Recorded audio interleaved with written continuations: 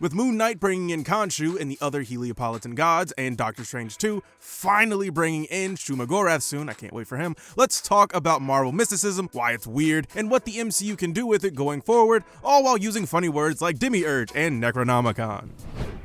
Your ancestors called it magic, and you call it science. Well, I come from a place where they're one and the same thing.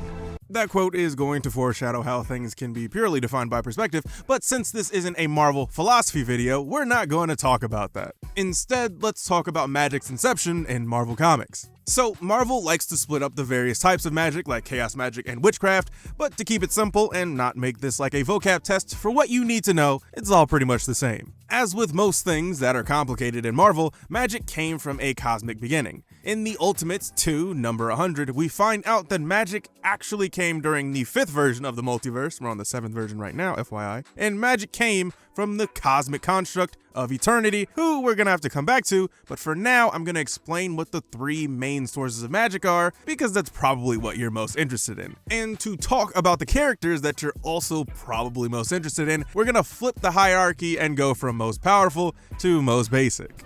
So, starting with extra-dimensional energy, it's exactly how it sounds. Instead of tapping into a power in the universe that you're in, you outsource it, usually to some demon that wants your soul, but the details don't actually matter. And this is where Moon Knight would fit because Khonshu, being a Heliopolitan or Ennead, exists in a different dimension, which is why he gets Mark Spector, Jake Lockley, Stephen Grant, to do his dirty work. This is also where you get characters like Johnny Blaze's Ghost Rider, who sold his soul to Mephisto in a similar way. Bast, the Egyptian and Wakandan god, is also a Heliopolitan who gives Black Panther and his lineage their power in the form of the heart-shaped herb. The Sky Fathers, which includes all the lead gods and all of the different modern religions, if you consider thousands of years modern, and other gods that we've seen like Loki, are also in this category, but in the MCU, they would be in the next category for reasons. We'll get into those later. Scarlet Witch's power is a little harder to fully categorized because in the comics, her mutant ability lets her tap into ambient universal energy, which we'll get into,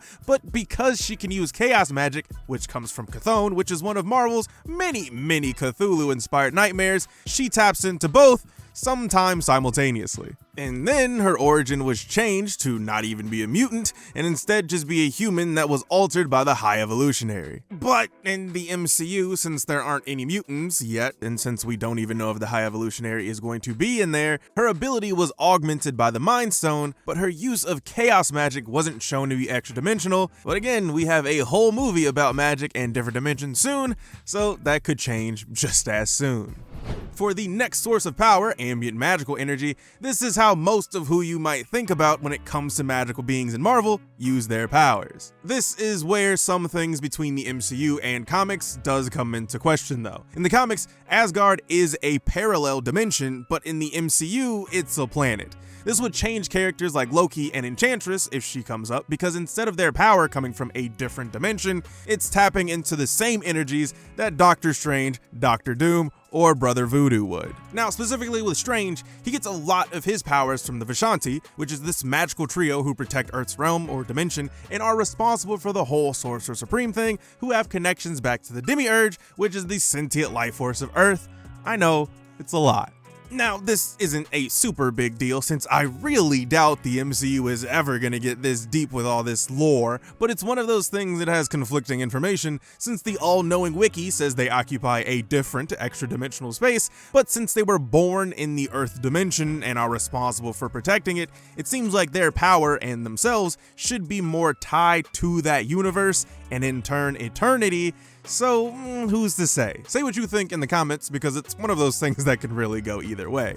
And something that makes ambient magical energy really interesting is that some spells require that you're in that given universe or dimension to work. So, for example, if you were to take the Doctor Strange from the 616 universe in the comics and the MCU version and switch them, the one from the comics might not be able to use all of the spells because they're in a different universe, and the same goes for the MCU one. Now, before going into the last source, this is a good time to talk about magical items because after this, it really wouldn't make sense.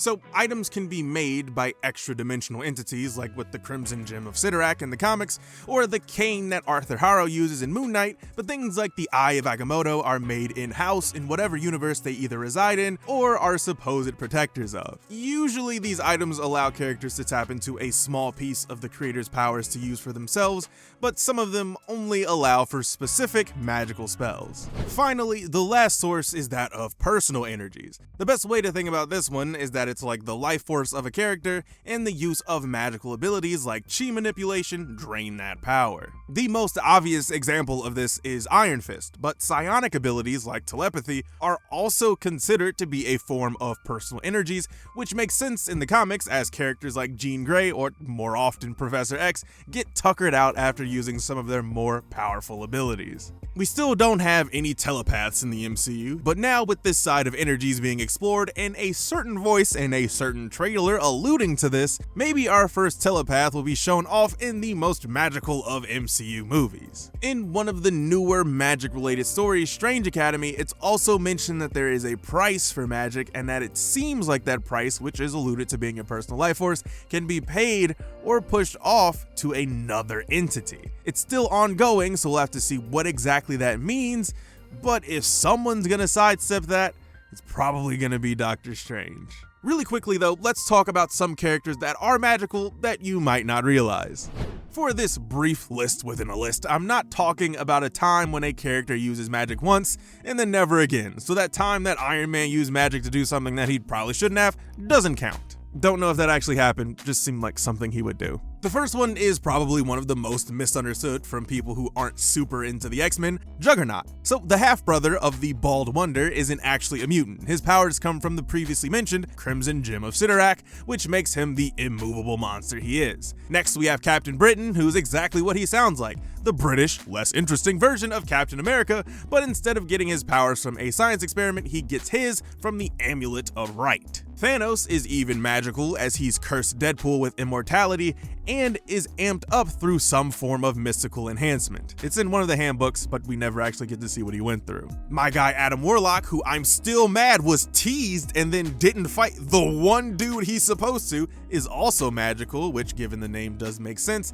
but since he's usually working with purely cosmic energy, I thought he deserved a mention. And finally, if you only know Doctor Doom from every terrible live-action Double F movie, you probably didn't know that he's second only to Doctor Strange in terms of being the Sorcerer Supreme, and considering that he is by far the best Marvel character, I do not care what anyone says, that makes sense. There's also other characters like Forge, who's mainly known for his work with machines and creating tech, but let's get to why magic is just so complicated and hard to explain. Okay, so remember how I said earlier that magic comes from the fifth version of the universe and eternity? I'm sure you were paying attention, but because eternity is a cosmic entity, it makes it harder to say whether or not magic is the same as cosmic energy. And if that's true, does that mean a character like Captain Marvel is technically a magical character?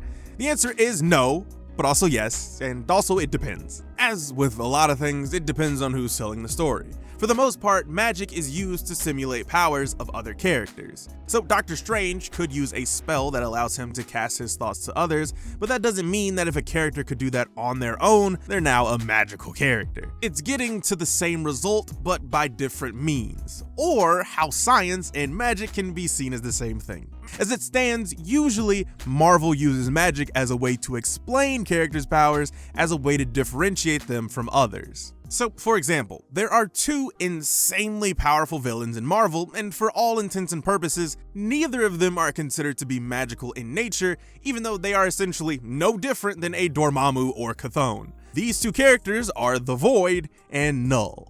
So the Void is this massively destructive force that is mainly known for being bonded to the Sentry, who is one of Marvel's basic Superman clones. Now, because the Void is one of those types of big universal threats that is so insanely powerful, it's hard to quantify just how crazy these characters are, and especially when you get to the point where they can be a danger to the whole universe, the only differences come from where they actually came from, until it doesn't. So I brought up cosmic energy earlier because it's another one of those things that's always brought up, and because of what we know about magic and its relationship to eternity, it can be used in a similar way. Null is the creator of symbiotes and is a cosmic being, as he is, and I quote, a primordial god of darkness. You think he'd fit right in with the Dormammus and Malekiths of the universe. But since he's not casting any spells, it doesn't count. With the MCU getting more and more invested into both the mystical and celestial characters in Marvel's back catalog, it'll be interesting to see how they handle some of these characters, especially with how easy it is to confuse the two.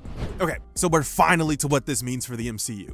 It's still unclear how important Khonshu will be outside of Moon Knight, but when it comes to Doctor Strange 2, there's a lot that can happen. With Wanda being a large part of it and her recently tapping into chaos magic, we might finally see Chthon, if even for a brief moment. Shuma-Gorath looks to only be a small portion, which is lame, but at least he's there, and with the idea of bad dreams and nightmares being a thing, Nightmare, one of Doctor Strange's oldest villains, his first villain actually, could also end up being the big bad, with the cameos being figments of Strange's mind while he's in the dream dimension. With so many cosmic and magical events happening back to back, the barriers between universes and magical dimensions could also be strained, which leads to some mystical force like Mephisto finally making his move to conquer the universe. Of course, I'm praying that Doctor Doom is somewhere in this, which would establish him as a much bigger threat instead of him just being a foe of the Fantastic Four, and with it seeming like there's going to be a multiverse Illuminati Council of Reed style, maybe